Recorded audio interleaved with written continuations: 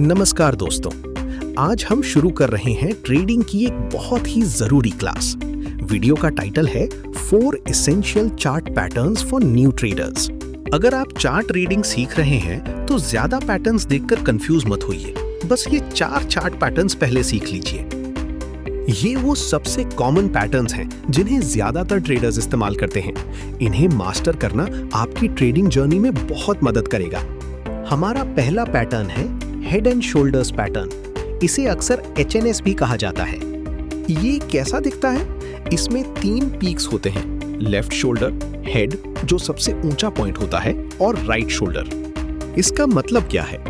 ये पैटर्न आमतौर पर ये सिग्नल देता है कि अप ट्रेंड खत्म हो रहा है और स्टॉक नीचे गिरना शुरू कर सकता है।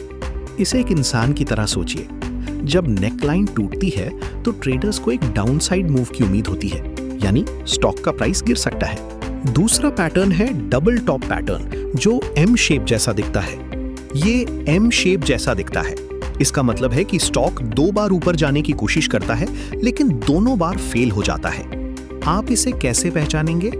जब 2 सिमिलर हाईज बनते हैं और प्राइस पिछले हाई को तोड़ने में नाकाम रहता है और फिर सपोर्ट टूट जाता है, तो ये डबल टॉप है।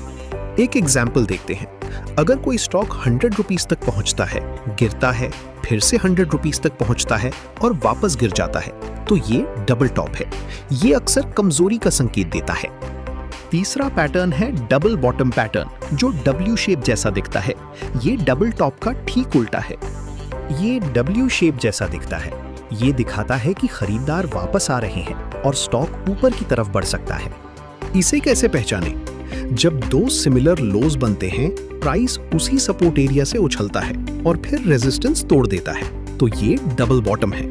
उदाहरण, जब कोई स्टॉक 2 बार 500 रुपए तक गिरता है और दोनों बार वापस उछलता है, तो ये डबल बॉटम बनाता है।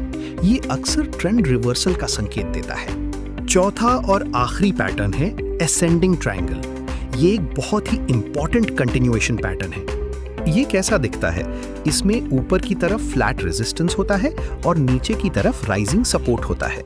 इसका मतलब है कि खरीदार लगातार मजबूत हो रहे हैं और प्राइस को ऊपर की तरफ धकेल रहे हैं। इसे स्पॉट कैसे करें? हायर लोज बनते हैं, रेजिस्टेंस लेवल सेम रहता है, और जब रेजिस्टेंस के ऊपर ब्रेकआउट होता है तो ये एक स्ट्रॉन्ग मूव ट्रिगर कर सकता है।